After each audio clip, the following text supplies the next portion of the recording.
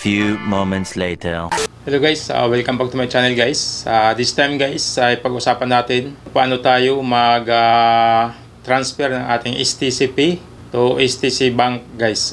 Napilitan ako mag-transfer dahil nag-message na sa akin ng STCP na i-close na talaga ang STCP. So, kailangan talaga natin guys mag-upgrade sa STC Bank guys. So this tutorial guys is only for transfer STC to STC Bank dahil mayroon na tayo dati. Pero kung ikaw guys ay bagong create lang or registered na ang STC Bank, so kailangan guys yung ABSHERE mo at saka yung dapat mag-join yan dahil picture taking ka o video bali ba para kuhanan ka ng picture kasama yun sa napat na may number doon. Pero ito guys ay hindi na kailangan guys dahil ita-transfer lang natin yung STCP to STC Bank guys, at saka ang gagamiting cellphone is ganun pa rin, kaya hindi na kailangan ng ABSHERE at saka yung napat. Before we will start guys, shout out to all my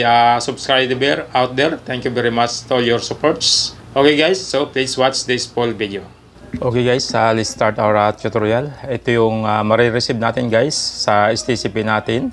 Your STCP wallet will be permanently closed so you can enjoy the digital banking service and go forward to STC Bank guys. So makaka-receive tayo ng mga messages doon sa atin na kailangan na talagang mag-download sa STC Bank o go forward to STC Bank. Okay guys, so now we will go to our Play Store natin. Tatang natin STC Bank. Magpa-pop up yan.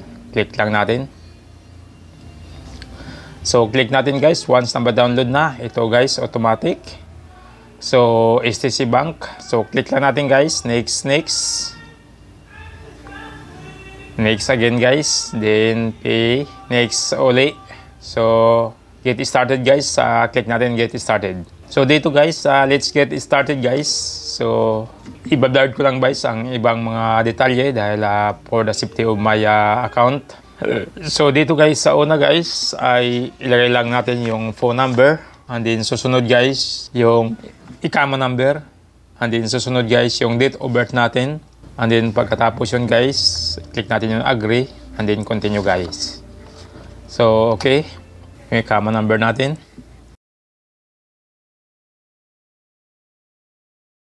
so yung kapanganakan natin, and then click agree guys, then click continue. So dito guys, enable lang natin yung location natin guys.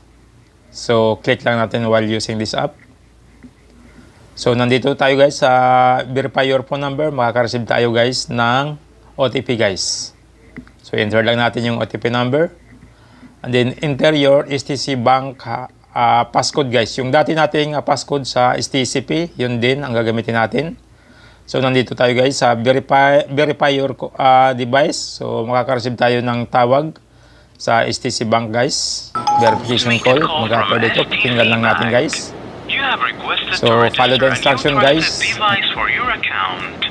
To confirm, please press 1. Then click 1. Registered as a trusted one successfully. So next setup guys, keep your account safety. So set up lang tayo guys. Then ang susunod guys, create your password guys. So kailangan guys may strength weak password. Kailangan at least one number, at least one special character, at least one lowercase, and at least one uppercase guys. So, kailangan guys 8 characters guys. So, lahat ito guys magpupula kapag mali yung in-enter nyo. At kung kompleto naman guys, lahat guys ay mag-green siya guys. Okay? So, pagkatapos guys, at okay na ang create your password guys, click continue lang natin guys dahil lahat naka-green na. So, confirm your password guys. Render lang natin uli guys yung kanina. Ginawa natin na password. So, then click continue natin guys. So, nandito na tayo guys sa verify your phone number guys. So, again guys, makaka-receive tayo guys ng OTP number. Enter lang natin. Okay guys, thank you. So, click lang natin done. So, dito guys, agree and continue guys. So kung gusto nyo guys i-view, pwede nyo pindutin yung view para makita nyo. So, click lang natin diretso guys, yun, agree and continue guys. So, dito guys sa permission guys, yung mga activity, lahat ito guys, at is lang tayo, naka-green lang. So, click lang natin yung continue guys. So, click lang allow guys. Pop up yun. So, ngayon guys, verify your account guys. So, customer information guys. So, pipill up natin yung guys. Click continue lang natin guys. So, nandito na tayo guys sa customer information.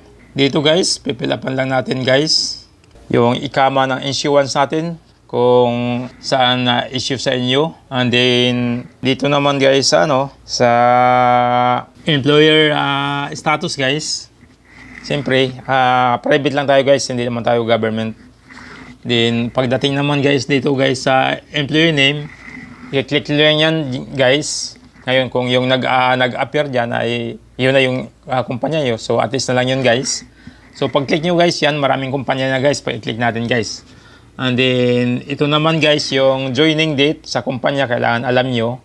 So, actually naman, okay lang naman kahit magkamali kayo ng date. At least sa month, okay lang din. So, yung joining date, kung kailan kayo nag-start sa trabaho nyo, click lang natin yan guys. Then, i-enter natin guys, i-input natin guys. So, then yung position naman guys, click lang natin yan. Ngayon, pwede din naman yan guys, yung yung nakalagay dyan, kung i-atis mo lang dyan. Pero once na i-click natin guys, yung position, marami dyan guys, mapapamilian natin guys. So, let's start guys, para makita nyo. So, kung nasaan kayo yung yung ikama nyo inisyo, mili lang kayo, Riyadh ba o Jeddah ba? So, dito naman at least lang guys, yung private sector tayo. So, dito naman sa employee name guys.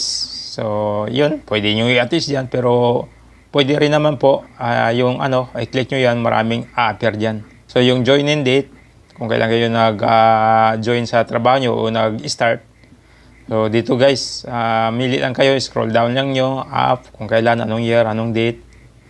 Then, magtutugma kagad yan guys. So, dito naman guys sa position, nasa sa inyo na guys, click nyo lang yan kung saan yung, yung position nyo. Marami dyan mapalian, diretso lang i-type, pwede nyo i-type, lalabas din yan guys. Then, tap up nyo guys, then yun na yun guys, mag-a-appear.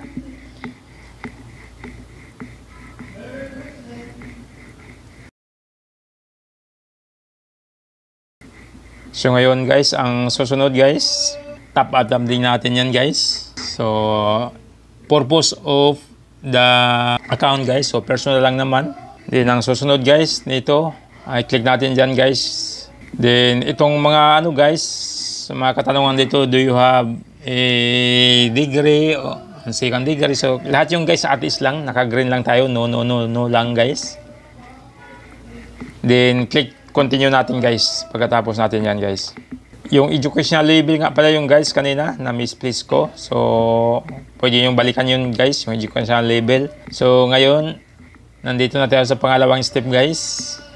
Financial information na tayo guys. Nandito na tayo guys sa primary source. So, siyempre, salary lang tayo guys. And then, yung susunod guys, ay yung monthly income range. So, pindutin nyo lang guys, magpa-pop up yan guys. Mamimili lang kayo kung anong range ng income nyo. And then, yung do you have other source of income guys, at least lang yan guys, nakano tayo. Then, yung susunod naman guys, yung expected number of monthly deposit. So, kailangan alam mo kung ilan yung i-deposit mo. And then, yung susunod naman guys, yung expected monthly deposit amount. Yun yung mga katanungan. And then susunod guys, yung expected number of monthly withdrawal. So kailangan alam mo yun guys. And then yung susunod guys, expected monthly withdrawal amount yan guys, yung mga katanungan. Okay, so top up natin guys para makita natin. Expected number of monthly deposit. Ito yung guys. So mamili lang kayo guys kung ilan yung i-deposit lang kada buwan. So diyan guys, mamili lang kayo.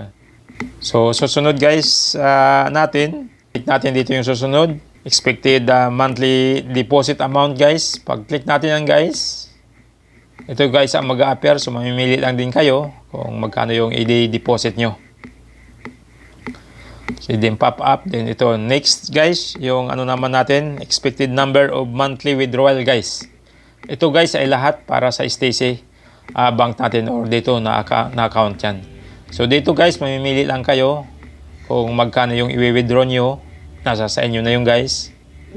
Pili lang kayo diyan. Pag top up diyan, mag-appear ka agad.